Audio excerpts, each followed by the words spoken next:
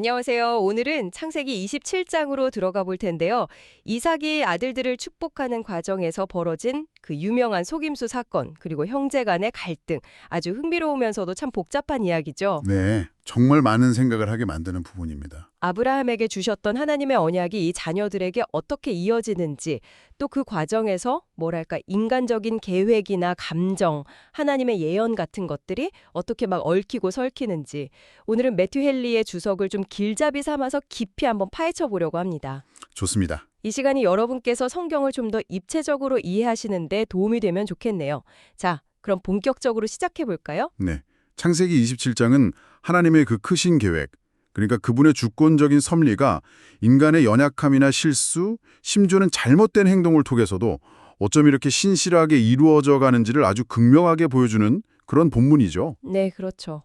오늘 우리가 등장인물들, 그 각자의 동기나 선택, 또 그게 불러온 결과들을 매튜 헨리의 통찰을 좀 빌려서 살펴보면서 이게 지금 우리에게 주는 교훈은 뭘까? 같이 한번 찾아보면 좋겠습니다. 좋습니다. 이야기는 이삭이 나이가 아주 많아져서 눈이 어두워진 그 시점에서 시작하죠. 이제 뭐 죽음이 멀지 않았다 이렇게 생각했던 것 같아요. 네, 그래서 맏아들 에서에게 마지막으로 축복을 해주고 싶어 합니다. 에서를 불러서 사냥해서 내가 좋아하냐 별미 좀 만들어 와라. 내가 죽기 전에 너를 마음껏 축복하겠다. 이렇게 말하죠. 창세기 27장 1절에서 4절까지 내용인데요. 네네. 아버지로서는 당연히 맏아들에게 그 중요한 언약의 축복, 이걸 물려주고 싶었던 마음으로 보입니다. 그렇습니다. 그 마음 자체는 참 자연스러워 보이는데 근데 매튜 헨리는 여기서 좀 중요한 포인트를 짚어요. 오, 어떤 점이죠? 이삭이 하나님의 그 명확한 계시, 그러니까 이미 리브가에게 주셨던 예언 있잖아요. 큰 자가 어린 자를 섬길 것이다. 창세기 25장 23절 말씀. 아, 네. 그 예언. 네, 그 예언을 따르기보다는 당시의 어떤 일반적인 상속 관습이라든지 아니면 에서에 대한 개인적인 애정, 뭐 사냥한 고기를 좋아했으니까요. 그렇죠. 거기에 좀 더 마음이 기울었다는 거죠. 여기서 우리가 좀 생각해 볼 지점이 있어요. 아무리 신실한 믿음의 사람이라도 개인적인 감정이나 뭐 익숙한 전통, 인간적인 계획 같은 게 하나님의 분명한 뜻보다 앞서게 될 때 이게 의도치 않은 방향으로 일이 흘러갈 수 있다는 거죠. 아, 이삭의 모습이 어쩌면 우리도 중요한 결정을 할 때 하나님의 뜻을 먼저 구하기보다는 내 감정이나 내 이성에 좀 더 의존하려는 그런 경향이 있음을 돌아보게 만드는 것 같아요. 그러네요. 이삭이 굳이 또 별미를 만들어 오라고 한 것도 좀 흥미로운 부분이에요. 단순히 맛있는 음식이 먹고 싶었다기보다는 혹시 축복이라는 그 중요한 행위 전에 아들의 어떤 정성, 효성, 이런 걸 좀 확인하고 싶었던 마음은 아니었을까요? 그것도 충분히 가능성 있죠. 에서가 결혼한 뒤로는 혹시 예전만큼 아버지를 살뜰히 챙기지 못했을 수도 있고요. 네, 그런 인간적인 감정들을 충분히 상상해 볼 수 있습니다.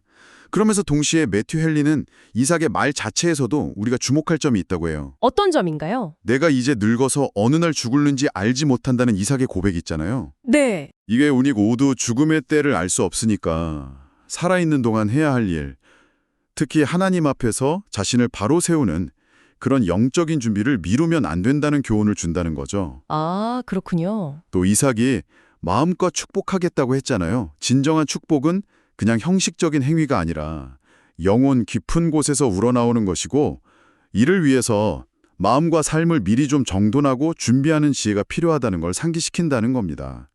시편 103편 1절처럼 내 영혼아 여호와를 송축하라는 말씀처럼요. 네. 근데 참 재미있는 사실은 이삭이 이 일이 있고 나서도 무려 40년이나 더 살았다는 거예요. 아, 정말요? 40년이나요? 네. 그러니까 죽음을 준비하는 태도가 꼭 죽음을 재촉하는 건 아니고 오히려 남은 삶을 더 의미 있게 살도록 이끌 수도 있다는 걸 보여주는 거죠. 와, 그렇군요. 그런데 이 이삭과 에서의 은밀한 대화를 아내 리브가가 엿듣게 되죠. 네, 여기서부터 이제 사건이 급진전되죠. 리브가는 남편이 하나님의 예언, 그러니까 동생 야곱이 형 에서보다 앞서게 될 거라는 그 말씀을 거스르려고 한다는 걸 알고는 이건 가만히 있을 수 없다, 이렇게 판단한 것 같아요. 그래서 야곱이 축복을 받도록 계획을 세우기 시작합니다. 네, 여기서 리브가의 행동을 평가하는 게 아주 중요합니다. 매튜 헨리는 리브가의 목적 자체는 하나님의 약속, 형이 동생을 섬기리라는 그 약속에 근거했기 때문에 선하다고 볼 여지도 있다고 말해요. 아, 목적은요? 네, 하나님의 뜻이 이루어지길 바라는 마음이었으니까요. 하지만 그 방법은 명백히 잘못했다는 거죠. 속임수와 거짓말이었으니까요? 맞습니다. 이건 그냥 남편을 속이는 걸 넘어서서 아들 야곱에게 거짓말을 하도록 부추기고 죄를 짓게 만든 거잖아요. 네. 야곱 스스로도 이 계획에 대해서 아버지가 나 만져보시면 내가 속이는 거 들통나서 복은커녕 저주받을까 봐 두렵습니다. 이렇게 말할 정도였으니까요. 창세기 27장 12절에 나오죠.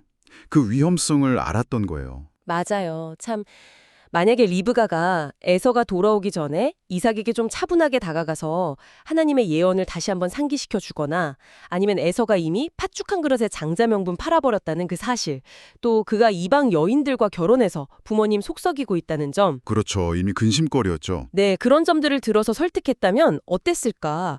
속임수 없이도 야곱이 축복받을 길이 혹시 열렸을지도 모르는데 참 안타까운 선택이에요. 정말 그렇습니다. 그게 믿음 안에서 훨씬 더 지혜롭고 올바른 길이었을 거예요.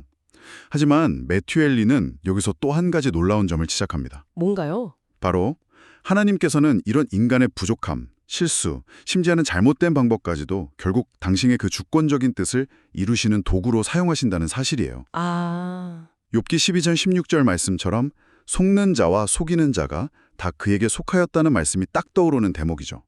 물론 이게 리브가의 행동을 정당화하는 건 절대 아니고요. 그럼요. 그녀는 이제 이삭의 미각을 속이려고 염소 새끼로 에서가 만들었을 법한 그런 별미를 정성껏 만들고 또 눈이 먼 이삭의 촉각과 후각을 속이려고 에서의 좋은 옷, 그 특유의 냄새 배어 있는 옷을 야곱에게 입히고 또 매끄러운 야곱의 손이랑 목덜미에는 염소 새끼 가죽을 딱 둘러주잖아요.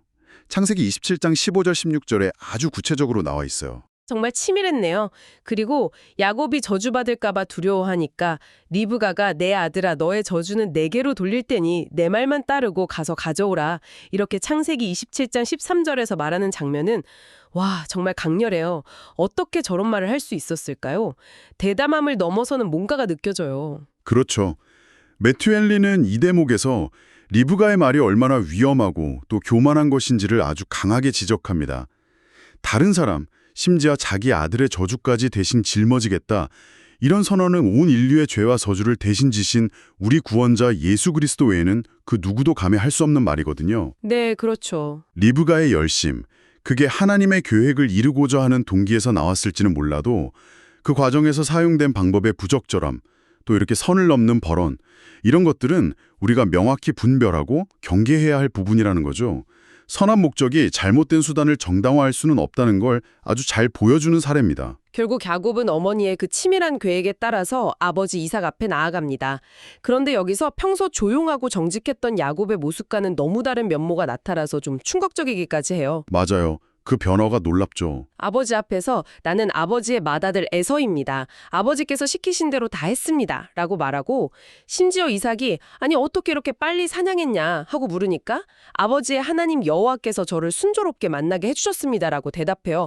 창세기 27장 19절 20절에 나오는 이 대목. 정말 야곱이 이렇게까지 능숙하게 거짓말을 하고 심지어 하나님의 이름까지 이용하는 모습은 참 뜻밖이에요. 매튜 헨리는 이 부분을 통해서 우리에게 중요한 경고를 던집니다. 첫째는 아무리 선하고 경건해 보이는 사람이라도 유혹 앞에서는 넘어질 수 있다는 사실이에요. 선줄로 생각하는 자는 넘어질까 조심하라는 고린도전서 10장 12절 말씀이 딱 떠오르죠. 네. 둘째는 이 거짓말이라는 게 생각보다 쉽게 배우고 또 금방 익숙해질 수 있다는 점입니다. 특히 어머니의 강권에 못 이기는 척 시작했지만 막상 상황에 딱 닥치니까 너무 자연스럽게 거짓말을 줄줄 이어가는 야곱의 모습에서 그 위험성을 볼 수 있다는 거죠. 그렇네요. 야곱의 이 행동은 절대 우리가 본받아야 할 모범이 아니라 인간의 나약함, 죄의 속성을 보여주는 반면교사로서 기록된 겁니다. 특히 자신의 속임수를 정당화하려고 아버지의 하나님, 여호와 이름까지 끌어들인 것, 이건 아주 심각한 잘못이고 하나님의 이름을 망령되이 일컫는 죄에 해당한다고 헨리는 지적합니다. 이삭은 처음에는 목소리가 야곱 같다고 의심하잖아요. 음성은 야곱의 음성인데 손은 에서의 손이로다. 창세기 27장 22절에서 이렇게 말하죠. 하지만 결국엔 아들 손에 덮인 그 털하고 에서의 옷에서 나는 그 들판의 향취, 여기에 속아 넘어가서 야곱에게 에서를 위한 축복을 쏟아놓게 됩니다. 네, 이삭은 야곱을 가까이 오게 해서 껴안고 입을 맞추죠. 그리고 에서의 옷 향기를 맡고는 내 아들의 향기는 여호와께서 복 주신 밭의 향치로다. 이렇게 감탄하면서 축복을 선언합니다. 이 축복 내용을 크게 보면 한 3가지 정도로 요약할 수 있어요. 3가지요? 네. 첫째는 물질적인 풍요의 축복입니다. 하나님은 하늘의 이슬과 땅에 기름지며 풍성한 곡식과 포도주를 내게 주시기를 원하노라.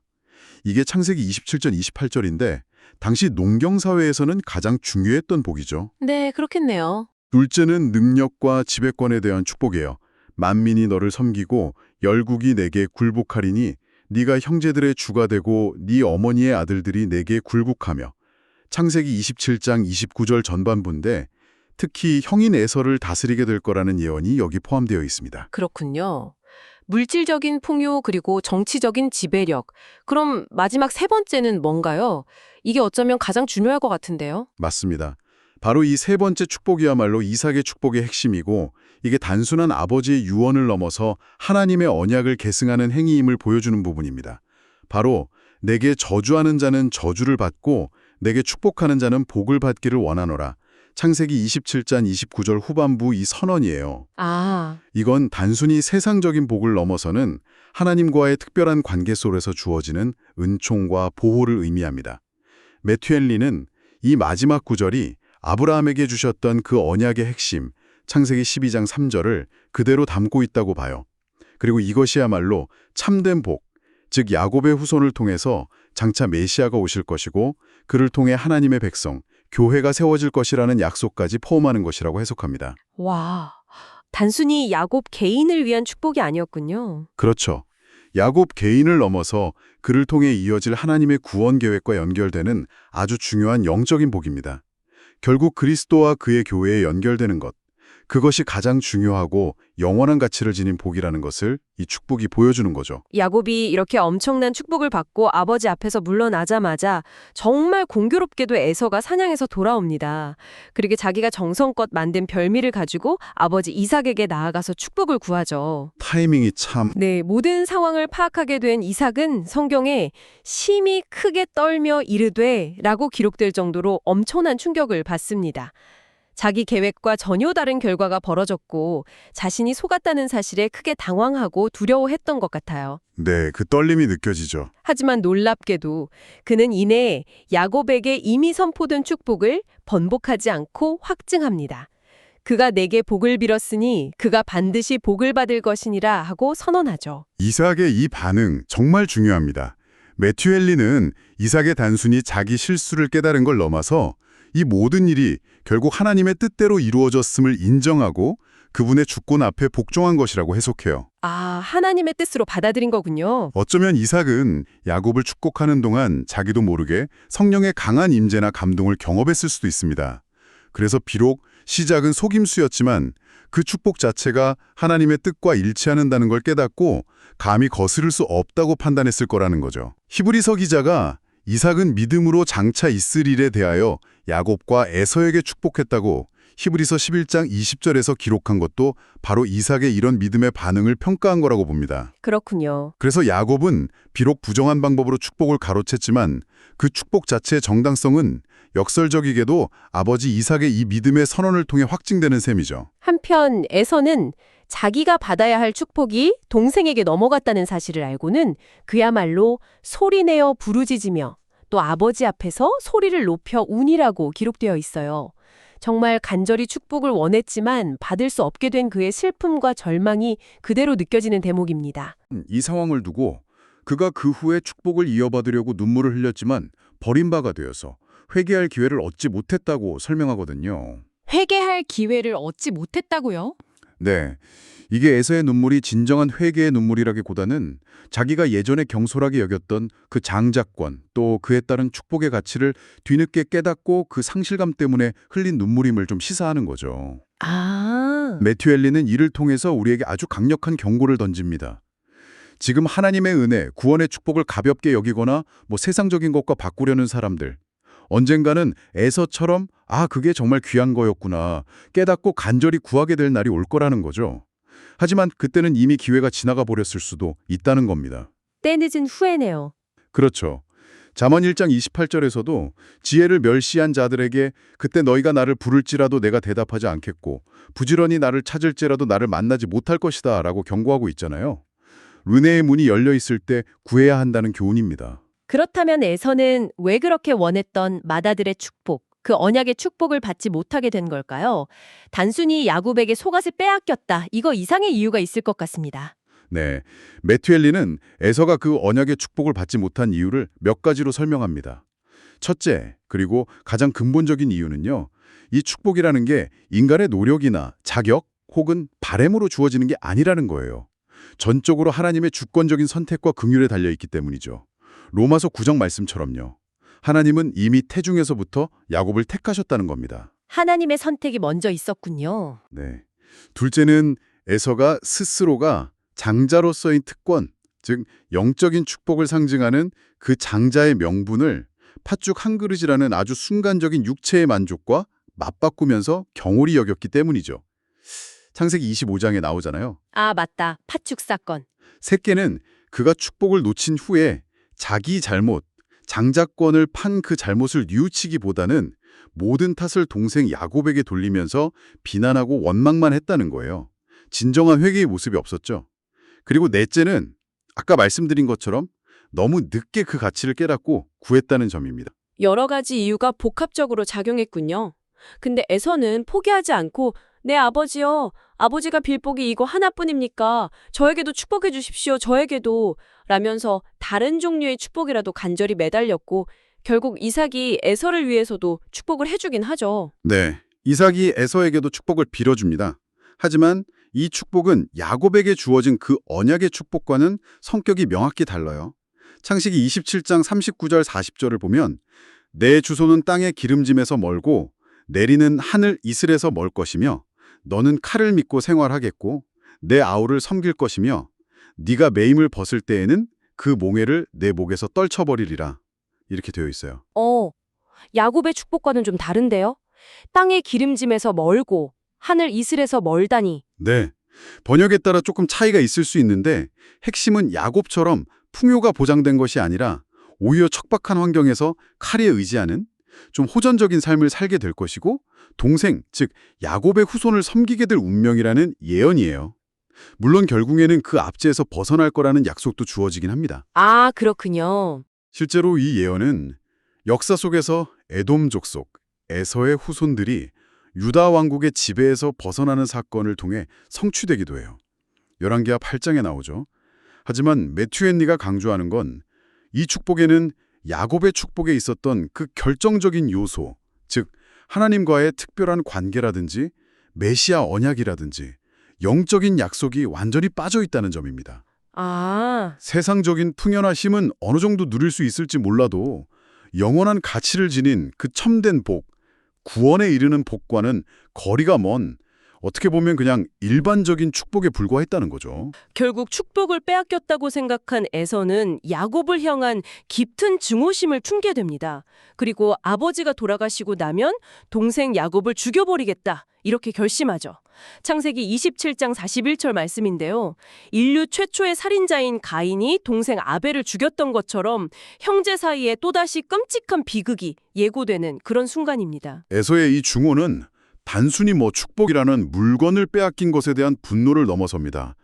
매튜 헨리는 에서의 마음 깊은 곳에는 하나님께서 자신 대신 야곱을 택하시고 그에게 언약의 축복을 주셨다는 그 사실 자체에 대한 반감, 그러니까 하나님의 주권적인 선택에 대한 불만이 자리 잡고 있었다고 봐요. 아, 하나님께 대한 불만까지요. 네, 그게 이제 동생을 죽이려는 아주 잔인하고 계획적인 살이로 발전한 거죠.